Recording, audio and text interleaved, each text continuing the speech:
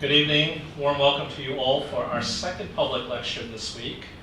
On Monday, we heard from a leading local architect, Gary Chang, on compact housing and how innovatively to maximize a variety of habitable spaces within the constraints of 30 square meters or even 15 square meters.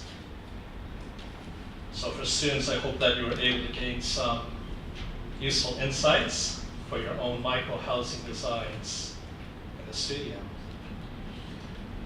Tonight, our focus changes from inside out to outside in, as we hear from a leading international urban designer and landscape architect, Deborah CUHK, from Australia, and she will talk about place ecology and design of habitable urban places in support of sustainability, connectivity, tactility, and respecting the wide diversity of the human condition. So I hope our students will benefit from her examples to inspire designs of urban spaces in your studio projects. I think particularly U5 studio this term, among others. Deborah CUHK is originally from Hong Kong. She emigrated at the age of 5 with her family to Australia, where she grew up and was educated with an honors degree in architecture with a double degree in environmental design from University of Western Australia. So she was informed and inspired by an interdisciplinary design approach from the very start. She has been an award-winning urban designer and landscape architect in professional practice for 15 years, with design work in Australia and the Middle East. In 2012, she founded her own firm in Melbourne, and the name of her practice tells you everything you need to know about her.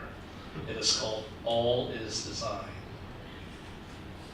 Ms. CUHK has taught design studios in a number of universities in Australia, including her alma mater, University of Western Australia, Curtin, and our MIT.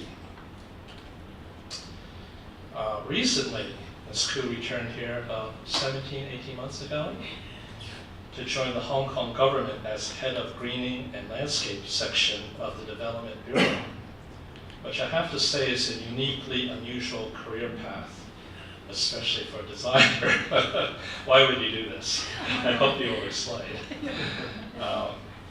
But it is an influential position where she is an urban policymaker, leading a team that formulates strategies on greening, landscape, tree management, and overseeing community engagement for sustainable design.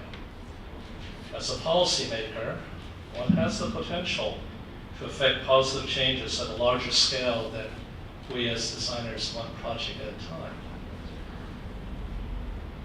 Unlike most civil servants in government, am I allowed to say this? Yes, you are. Okay, I'm going to go ahead. Deborah is one of the very few who always speaks with complete candor, acts with integrity, and is able to practice what she preaches, which is the necessity for more integrated, multidisciplinary design to create place ecology in support of more livable cities. At the end of the day, I believe that must be both the immediate and ultimate goal of all designers of the built environment. Whether we are architects, landscape designers, urban planners, it is to create a sense of place. If we accomplish nothing else, it must be that. As a first-year architecture student, 45 years ago, I know this sounds like the dark ages to most of you, but I still can recall an early lesson from my professor on what is the definition of architecture. Is it the art or science of designing and constructing buildings? Or the profession and practice of designing buildings? Or the process and product of planning, designing, and building? Of course, long ago, Vitruvius referred to firmness, commodity, and delight, i.e. construction, function, and beauty. Le Corbusier called it the masterly and magnificent play of masses brought together in light. My professor concluded that architecture, as well as landscape and urban design, was the design of space for human activity and a sense of place. Good architecture enables those activities. Great architecture inspires those activities. So on that note, our speaker this evening has devoted her private practice and now her public policy making towards livable designs and placemaking. Please extend a warm welcome to Deborah CUHK, whose presentation is titled Place Ecology, Being Part of the Bigger Picture.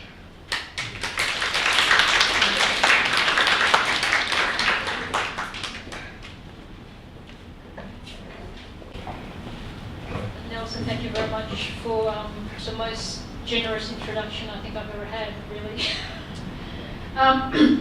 The presentation I'm going to give today is of one project, and it's a project that I'd undertaken not long after graduation. It was actually my first capital works project, my first commission.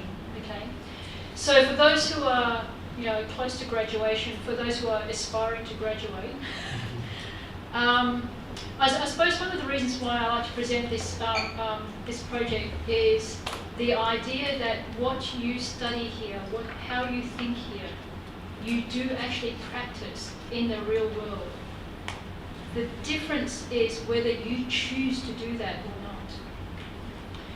not. The title of this is Being Part of the Bigger Picture. It plays on the idea that every site you have belongs to a much greater whole. It belongs to a neighbourhood, a district, a precinct, a city. Do not think for 1 second that what you do stays within the confines of your site. It does not, because at the end of the day, the people who use the site are not from there. They've got to go there. So, what makes a place? And this is very much about a range of things that we're used to thinking and seeing. Is place about wayfinding? Is place about a funky bit of architecture? Is place about trees? Okay, a lot of people in Hong Kong will tell you, it's all about trees, right? Is place about views or vistas? Funky materials, paving, what is it? Okay. Or what if it is about a whole bunch of different things? What if it's actually about typology? The definition is up there. And the ecology of all those typologies to make that place. That ecology is a system or a group of interconnected elements, whether it be urban, architectural, landscape, process, systems, graphics, and also of an interaction of community of organisms with their environment. That includes us. Now this project was, when it first started, it was at the corner of the city. So this is Perth. It's the capital city of Western Australia. It mainly exists on the east-west axis, okay? And this is on the eastern part of the city grid. And when we first got the project, so we had first started, our company was about 1-2 years old when we got this project. And most of our staff members, we're an environmental consultancy company. We had a science team, a design team, and an on-ground implementation team. And the design team was basically myself and one other, maybe 2 other person. And when we got this project, it was actually a scientific peer review of this, a stormwater basin, a compensating basin, okay, that some hydraulic engineers had designed. We were asked to look at this because the urban development manager in the city of Perth, that's the equivalent of our permanent secretary in the Development Bureau, okay? He knew something wasn't right, but he didn't quite know what it was. So he gave it to us to have a look at.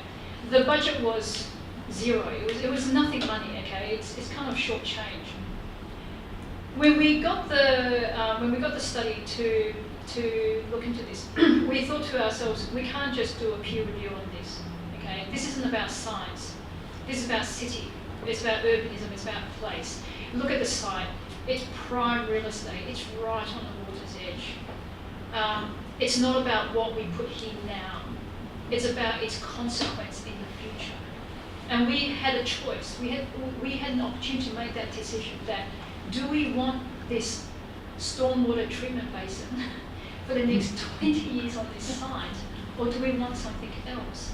This is the actual catchment. Just to put it in context, it's not an insignificant stormwater basin.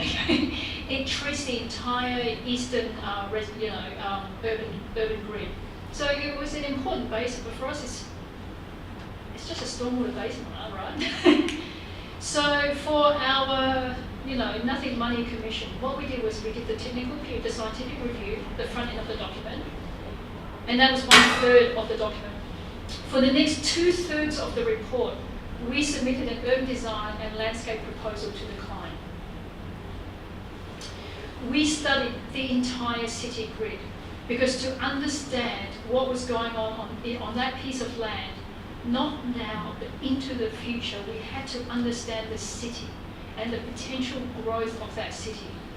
So we looked at the city had a series of gateways, into this site. All cities generally have gateways into our city. Post-industrial city grids, a lot of the American cities have the same.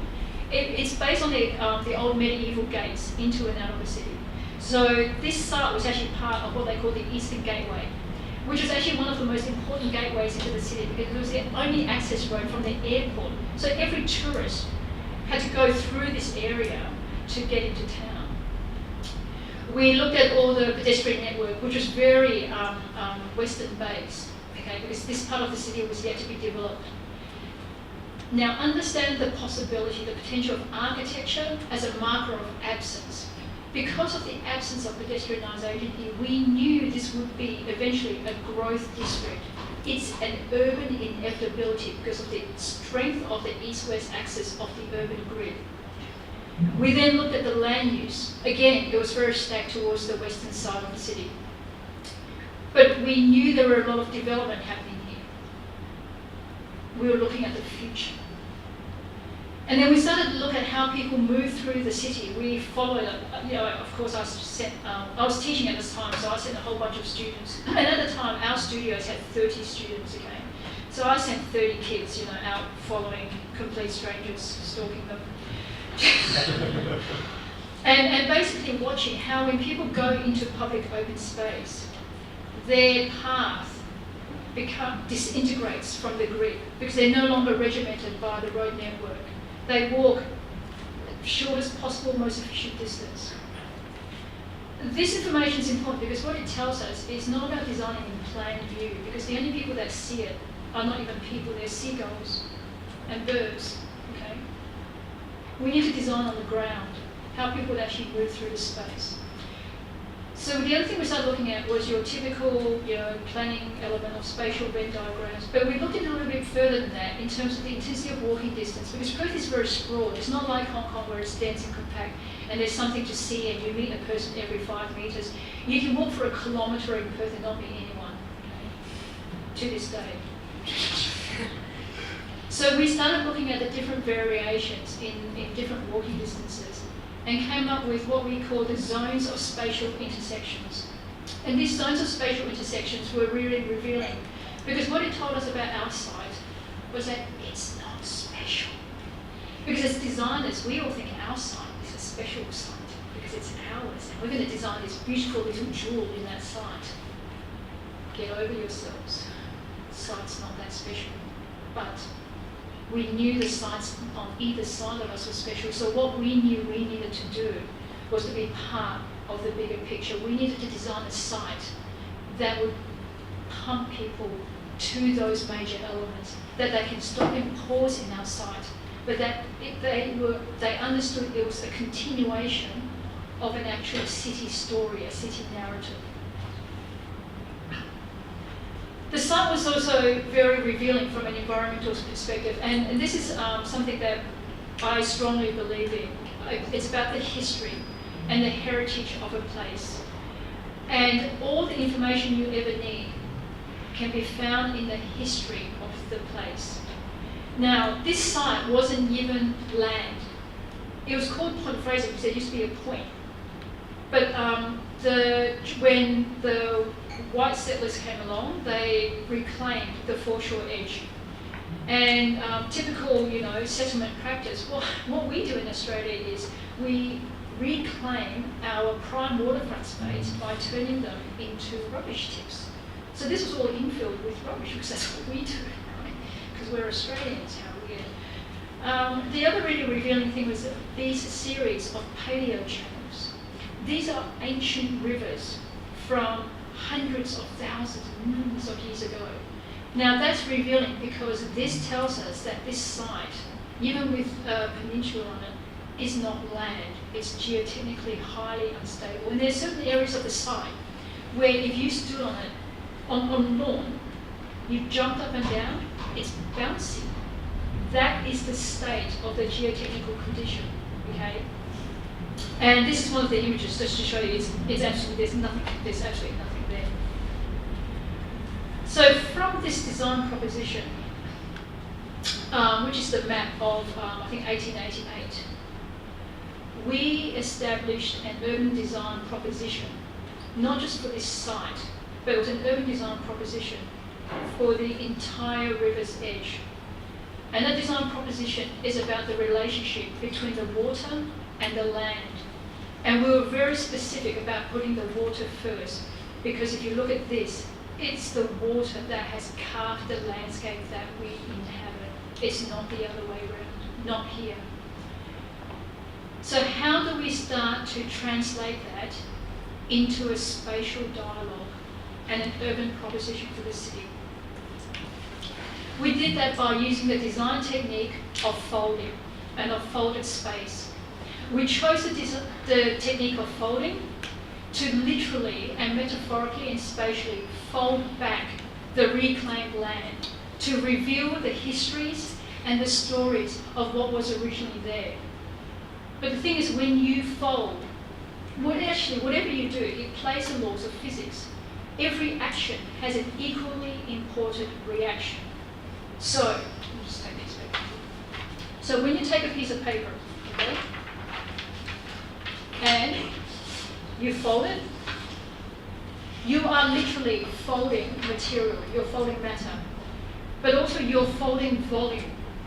And whatever you fold and conceal, you are actually then revealing an alternate side. This has spatial implications, it has urban design implications. At its most molecular level, okay, and this is about scale, when you fold, you don't fold atoms. Atoms doesn't fold.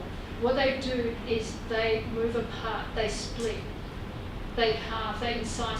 But what that actually starts to do is develop a design language. And there is an order and a hierarchy to that design language. So what we started to look at through here, in this image here, is about manipulation, slice, spice, intervention. What is an intervention? When does it become an installation?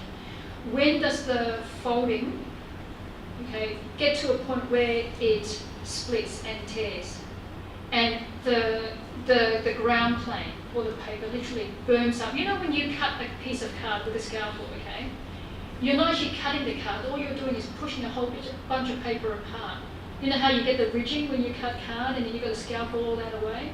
Okay, because volumetrically, you haven't reduced, you haven't deducted anything, you've just moved it somewhere else. But in the world of landscape architecture, in the world of design, that's spatial, okay? That's topography, that's contouring. So it's set a rule game, a design language that we played out through the site. This is actually the original drawing that I did. It took, I don't know how many, 80 whatever sheets, I can't remember that. And of course, you know, we designed this whole site, we got a little bit carried away, I started designing all around it. It was actually a way to buy into the next project, you know, future bidding on project work, okay? Design is a business, I'll talk about that some other time. Now, the one thing we were asked to, that we were not allowed to do, was to touch the car park, because the highways department were absolutely, it's kind of like a highways department here, to be honest. So we were saying, you know, whatever you do, don't touch the car park. And so, you know, we're folding away, but we leave the car park alone. And then I just couldn't help myself. This is the final drawing. So of course I folded the car park. So it went through a few iterations. This project was already built. Well, it was already under construction, so we couldn't touch that. Now, we presented this to the City of Perth, okay, to government, with all these other drawings as well. And the equivalent to permanent secretary. So we did our presentation. It was very short, very punchy. We were quite impressed with it. Anyway, when we finished, this guy, okay, he's a member of the urban development. He put his head in his hands, and then he rubbed it really hard. And when he came, his face was red, and he was really angry. And then he just looked up at us. And at that point, and all of us know this, okay?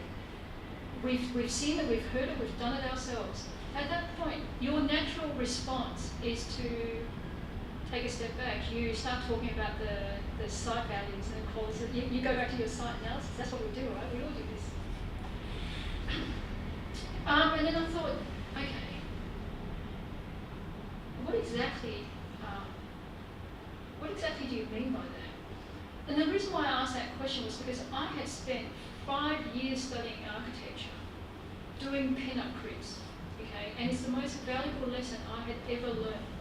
And when I was standing there and he was, the first thing, and I kid you not, I've said this story a million times, and the first thing that came into my head when he did that was, this is going to be a very long meeting. Because I remember when I was doing pin-up cribs, and you get the lecturers, going at you. All I could think of was, this is going to be a really long crib. I'm really tired. I've stayed up all night for this. So not much has changed. But what was really revealing about that, by standing up to it and actually asking him the question, asking for clarity, was he actually then said, I am answerable to the elected members. I cannot show these drawings. And it's like, it's a drawing thing. So what are you? So that started the dialogue. So it's like, okay, so what are they used to seeing? Well, they're used to seeing this. Okay, fine. We can do that, right? I can redraw anything. I can make anything look anything, right? And then it's got to have this, and this. It's like, yeah, sure, fine. And you just watch him, more calm and more calm. And at the end of the meeting, he actually said, I have absolutely no idea what you've done, but I love it. It's like, that's great. Give us more money. And it was an absolute, and from there, we had one of the most powerful people in government on our side. Subsequently, we actually legitimately won the tender to do the proper master, because all of this was on the back of some piddly amount of money for a technical peer review. We actually legitimately won the money for the tender to do the concept, the D&D, and then the contract management for construction. Okay.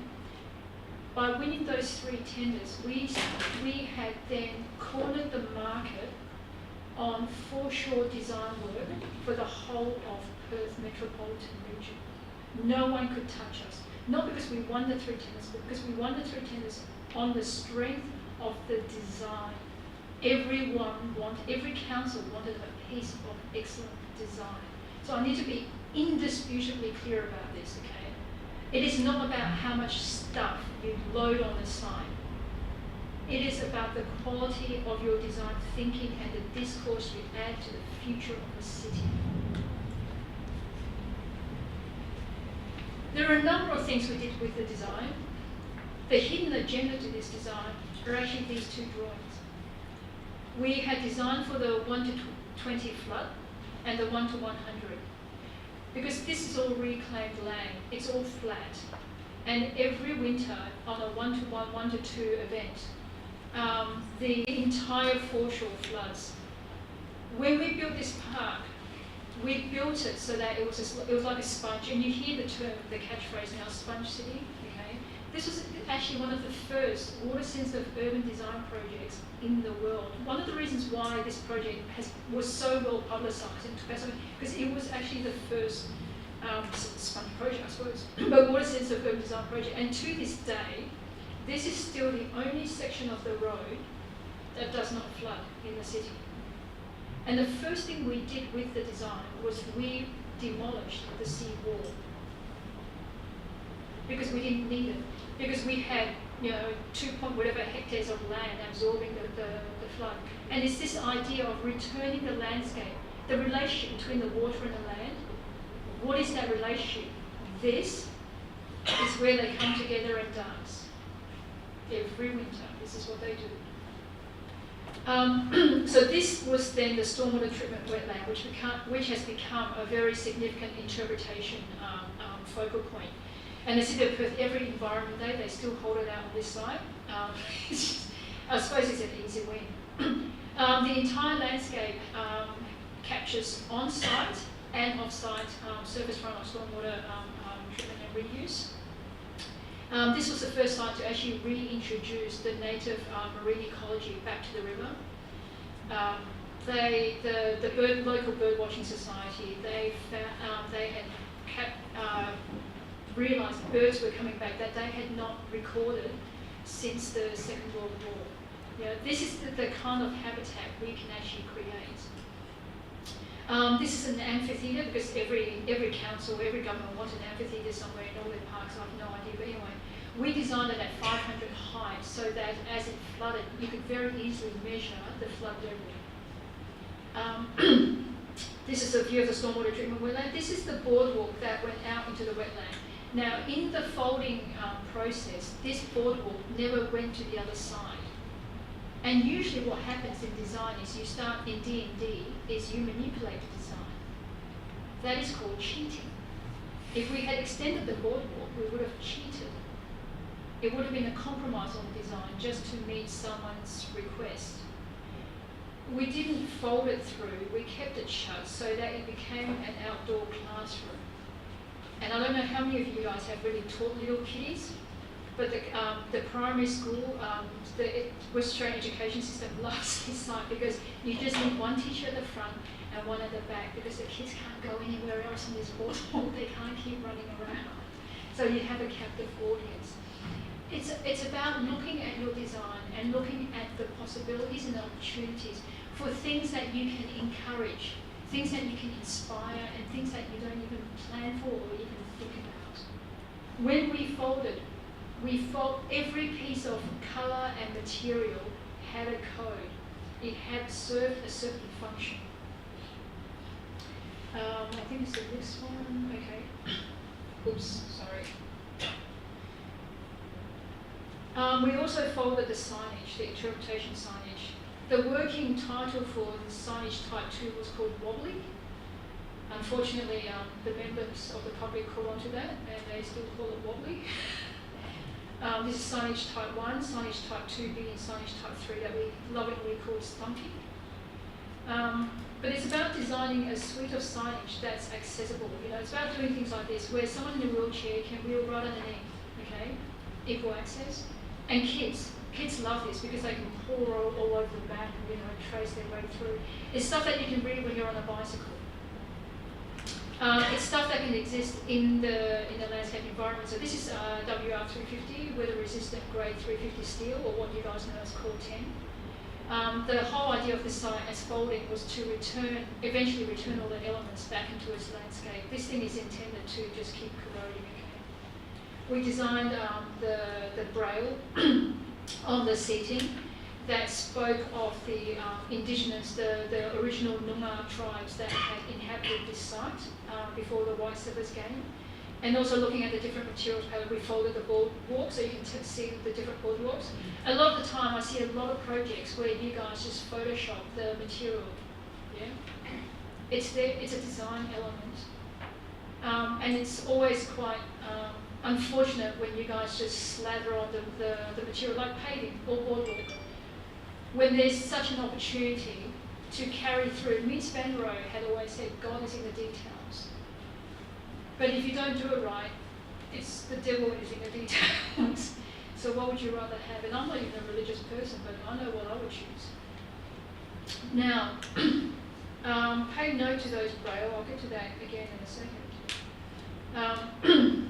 We designed the interpretation booth. We folded all the steelwork. This was actually my homage to Enrique Morales. And I don't know if you guys know Enrique Morales or not. Tragically died at the age of 42, I think, something like that, of a brain tumour. His cemetery work at Igualada, to this day, I think it's one of the most amazing things I'd ever seen. When I finally found it, it's impossible to get to. We wanted to, this is an interpretation booth. We didn't want something that was hermetically sealed. And you would do that here in Hong Kong. You'd have glazing, it'd be all sealed, it'd be air conditioned inside. We weren't interested in that because this is an outdoor space, it's an outdoor park space.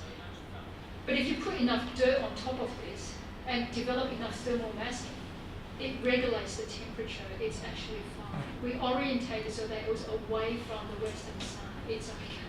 This space is actually one of the coolest spaces in the entire site. The equivalent, the Parks and Services, the equivalent to LCSD, okay? They love this space so much, they rather not open this, they keep it, they have their lunch there basically, okay? So the parks guys, the maintenance guys go and have their lunch and it's like, oh, something's on for you. Putting the berming up there offers a different perspective of the whole site. Again, back in that varying perspective.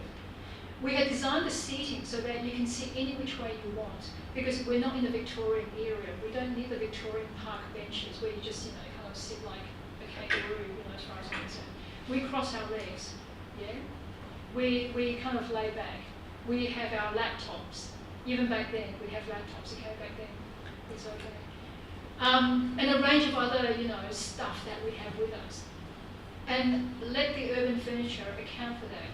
We folded the handrail, and it tells a story and frames the space. Because when you look at how people use bench spaces, even here in Hong Kong where it's compressed and it's dense, you can have an 1800, your typical 1800 bench seating, and everyone sits at a polite distance from each other, okay? But when you do that, you're actually losing a lot of space. So what we did by just simply framing it and articulating it with handrails, you could actually sit a lot more people on there. Because people actually think, there's a bit of separation, okay? It's a combination of, it's a visual cognitive thing, okay? We had designed the bin, we folded the bin, and we designed it so that you could actually throw rubbish in it while still riding on a bicycle. We had also designed it because the rubbish guys, so one of my students actually came in to get an internship. I didn't even think she was my student. And the first job I got her to do was go to the city and watch how the garbage collectors empty the rubbish bins. She went home that night and told her mother, to this day, every time I meet her mum, she keeps bringing up that story. But we had designed the bin so that the guys could empty it in under 3 seconds. Because that is a reality, it's a maintenance reality.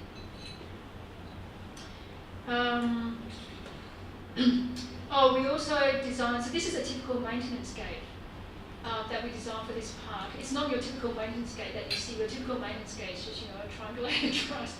But you see, this gate, for the maintenance workers, they can sit there and they can chain their bags and their bikes and all their stuff. The maintenance guys love this so much, they were pushing for a number of months to have this as their new maintenance standard gate. They were beaten down by the engineers, which I thought was quite unfortunate. We designed the seating so you could park a bicycle or a pram in between the seating. In Perth, in the city, there's a lot of mothers groups, okay? They love this space because what they do is they all come, there's like about 10, 20 of them, and they strap their prams to their seating and they go for a walk and a run and do yoga. And it's like, okay, well I haven't seen the babies, but okay. Anyway, that's what they do. Now, back to this.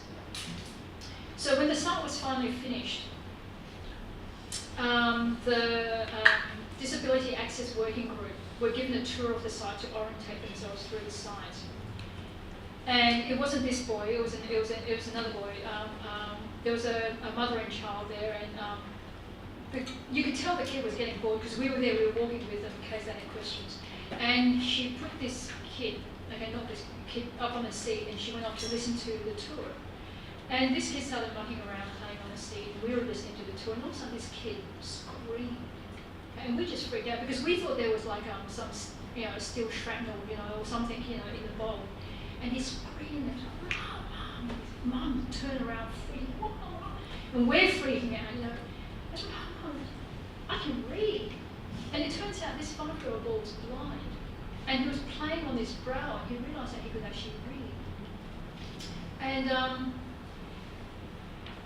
for us, it was really a game changer moment because first of all, just the whole emotional, just being there, experiencing it. Yeah, and seriously, my whole design team were there, and we were all in tears. It was deeply embarrassing. But it was also a very contentious line item when it came to construction. And during a value management workshop, the City of Perth had wanted to remove this line item because they couldn't justify the cost of a bit of stainless steel bolts that was to be drilled and chem anchored into the concrete wall. And at that moment, we realised it was worth more than what the cost. It was priceless. It was absolutely priceless. Every time we did an all-nighter since that project, we would think of that 5-year-old boy. Every birthday we missed, every dinner we missed with our parents, because we do that. We know we do that. We think of that 5-year-old boy because it's worth it. Because what you do at the end of the day has a very real human social consequence. When we did this as a folding exercise and through those design exercises, we changed the materials, the materials palette. This has become one of the most popular play landscapes for children with Down syndrome and cerebral palsy. Because when you have cerebral palsy, it's a muscular disease, and they use the different materials to help strengthen their muscles. The Down syndrome kids, they love it because they jump on the materials and it makes different sounds. We would never have imagined. We had absolutely no idea that was going to happen. But we knew the design was strong enough to carry whatever came its way. Just something to consider. These were some of the responses we got from the council, from the government. This guy here was the guy who swore at me and put his head in his hands, and now he owes me a big thank you. Yeah, right. He never did.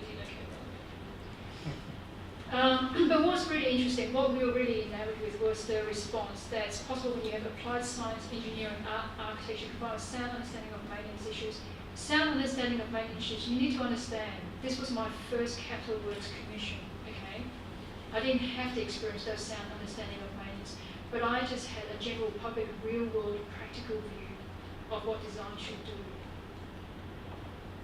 The other one is, again, practical science and design. So this is from the client. And then we, this was the smallest project to ever win the Australia Award for Urban Design. And for a very long time, I think it was actually one of the key consequences as well. We had put in a horrendous submission. It was right in the middle of us doing some other massive amounts of workload. The project had assumed a larger-than-life role in the world of urban design, imagination and folklore, faced with an under-documented submission. They just couldn't help themselves. They put this in their jury comments. This has been published. I pulled this from the internet. Deeply embarrassing. Anyway.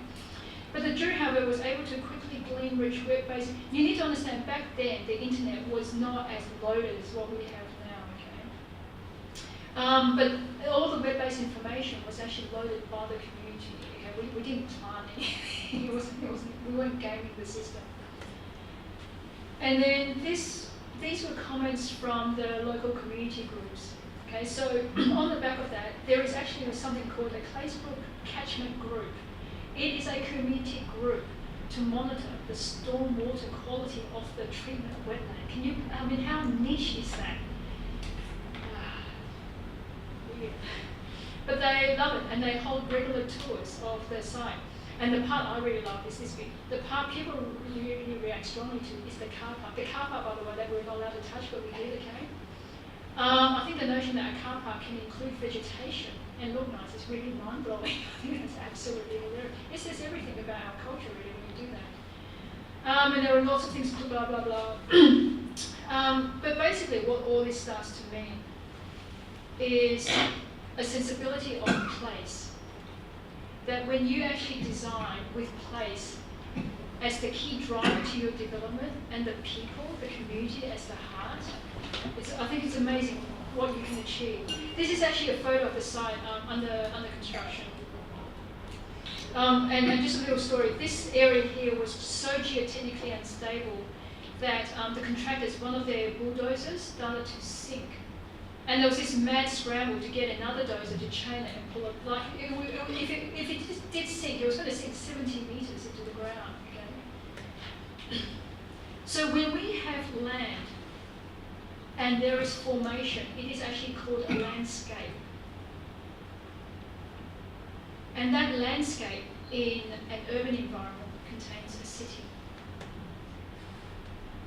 We have an opportunity to create a series of landscape typologies that hold a series of character or place values. So in the world of urban design, we borrow language from other people. Figure ground is actually a planning terminology, cut and fill are contractors. The one thing I'd like to propose is we talk about massing in urban design, but what happens to the negative space of that massing is called place. So when you have massing, you also have place. What are the massing values? What are the place values? You go into the fine grain, that's your place character. Consider that landscape and your place are the in-between spaces between these massing elements, and that there's a spatial dialogue between these massing elements. What is the conversation? What are the conversations you're trying to have with the urban fabric you are trying to design? What are those in-between and interstitial spaces? It could be a really boring conversation. It could be a very superficial conversation. It could be a very exciting conversation. I've seen a lot of students try and do folding, and you always know they're cheating, because the thing about folding is it's mathematical. It's not something you just zigzag and draw and plan. You actually have to do it in model form and actually fold it properly. So if you look at Federation Square Melbourne, that's proper folding. And then further down at the Flinders Street train station, there's a little power station there. And the architect that did that tried to do folding. It's not folding. You can tell the math is all wrong. You can always tell. So one of the things that I've been talking about is this idea of place ecology. I'm hoping from today's discussion what you've actually started to see a whole range of different elements, okay, and communities. We didn't make the place. We planned it, we designed it, we built it, but the people came to make the place. And they made the place through those ecosystems, the ecology, okay, that we had created. Thank you very much.